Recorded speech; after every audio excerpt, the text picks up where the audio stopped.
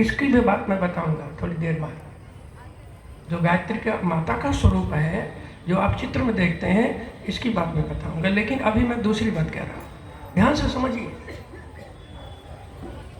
एक दृष्टि से गायत्री मंत्र है, मैंने अभी बता दिया। दूसरी दृष्टि में कह रहा हूं, आप विचार करें, यहाँ सब बुद्धिजीवी लोग बैठे हैं, चिंतन करें।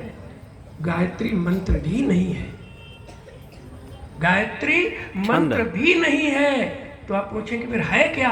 हम कहेंगे गायत्री शक्ति है, एक पावर है, एक एनर्जी है, एक ताकत है। वो है गायत्री शक्ति, जिसके विषय में गुरुदेव लिखते हैं, ग्रह नक्षत्र ब्रह्मांड घनेरे, सब गतिमान तुम्हारे प्रेरे।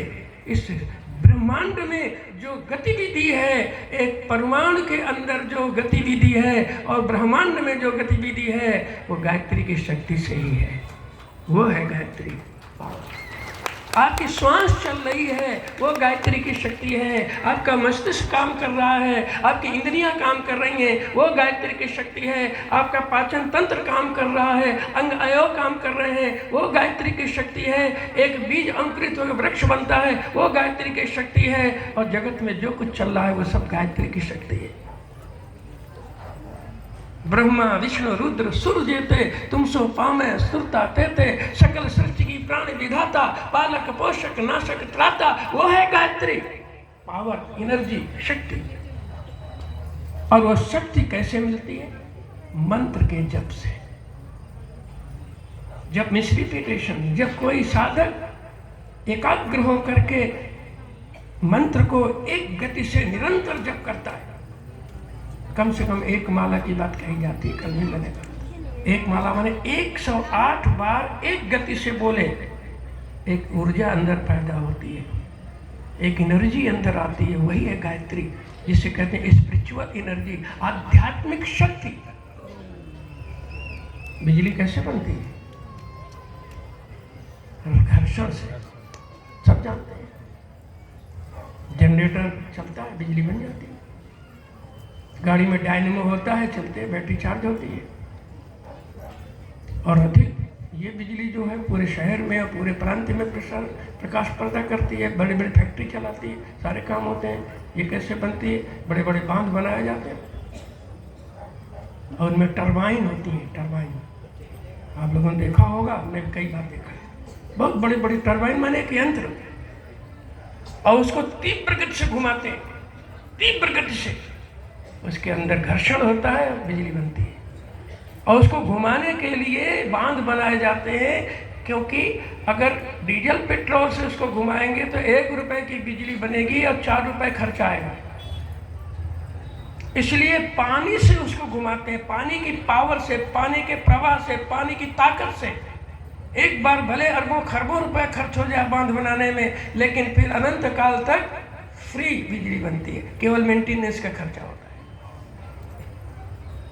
तो टरबाइन एक यंत्र है, बिजली भी एक शक्ति है, एनर्जी है, एक पावर है।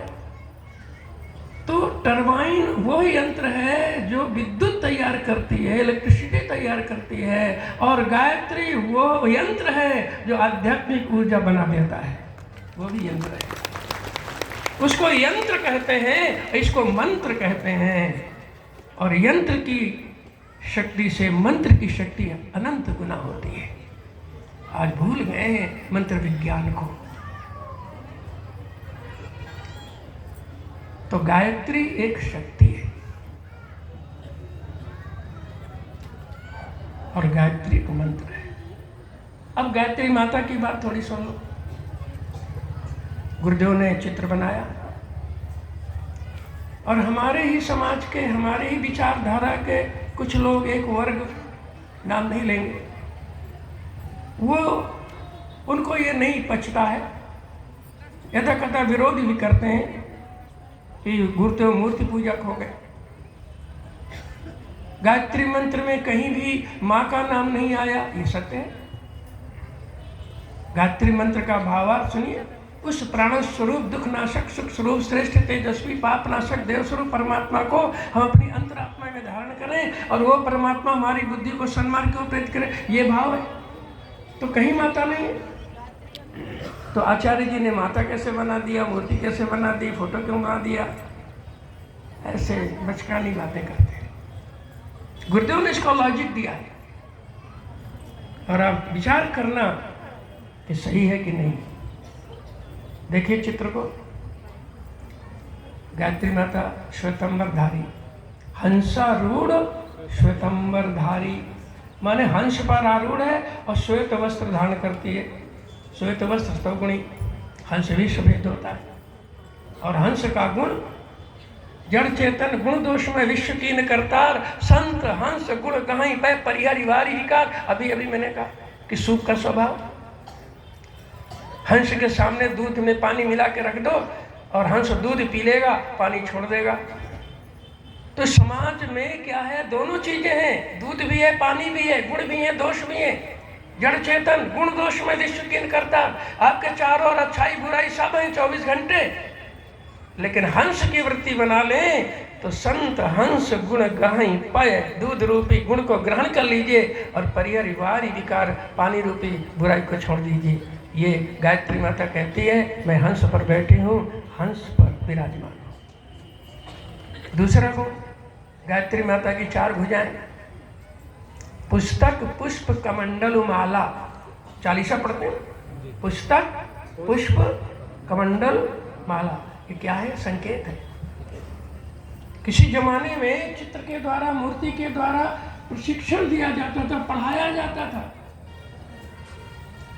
जर्मन के एक दार्शनिक ने एक बार टाइम का फोटो बना दिया, चित्र बना दिया, टाइम समय कैसा बनाया, लंबी लंबी टांगे, चलते हुए दिखाया, दूर दूर पद चिन्ह जैसे तेजी से चल रहा है, आगे बड़े बड़े बाल, पीछे गंजा, लिख दिया टाइम। लोगों ने मजाक बनाया, पागल हो गया, ये क्या कर दिया। लेकिन कुछ जिज्ञासुओं ने पूछा ये क्या है, बोले टाइम, समय कब चित्र है। अब समय का कोई चित्र होता है। उसने कहा मैंने समझाया है समय। क्या समझाया है? समय तेजी से चलता है। बोलो चलता है कि नहीं? किसी का इंतजार करता है? घड़ी कभी रुकती है? घड़ी नहीं रुकेगी, आप रुक जाएंगे, हम रुक जाएंगे, घड़ी नहीं रुकेगी, समय नहीं रुकता है। तो समय रुकता नहीं, तेजी चल रहा है, इसलिए लंबी टांगे बनाई। और ये आगे बाल, पीछे गंजा। बोले हमने ये समझाया है कि समय को पहले से योजना करके समय का उपयोग करिए। समय को पहले से पकड़ेंगे तो समय का उपयोग हो जाएगा। अगर चूक गए और बाद में पकड़ने की कोशिश, पीछे गंजा है, कुछ पकड़ में नहीं आएगा। ये पढ़ाने का तरीका, ये टीचिंग मेथड है। तो हमारे ऋषियों ने चित्र बनाकर, फोटो बनाकर, मूर्ति बनाकर देवताओं को पढ़ाया था। वो मूर्ख हैं जो इसका विरोध करते हैं। गायत्री माता की 4 भुजाओं में पुस्तक पुष्प मंडल माला।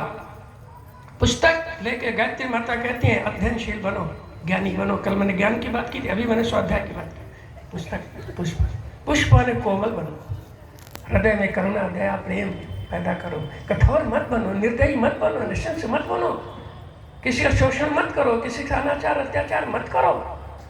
ये गायत्री माता संदेश देती है, तब आशीर्वाद देती है। कमंडल, उदार बनो, उदार बनो। हमारी संस्कृति कहते हैं अयम निजा परो वेत्सी गन्ना लघु चेत शाम, उदार चरित्र नाम तो वसुधैव कुटुंबकम। उदार हृदय वाले के सारा विश्व अपना परिवार होता है। विश्व बंधुत्व का उद्घोष अगर किसी ने किया है तो हमारे ऋषियों ने किया है, इस देश ने किया है। दुनिया हमारा परिवार है। और माला, माला कहते हैं गायत्री माता, माला जपो, माला जपो तब मिलेगा। ऐसे नहीं मिलता, मांग ले, मांगने से कुछ मिलता है। मांगने की परंपरा ही बहुत भ्रम है। गुरुदेव कहते थे भगवान से भी मत मांगो, क्योंकि मांगने से मिलता नहीं, श्रम से मिलता है। और भगवान से कुछ मांगने का, सुनिए अच्छी बात,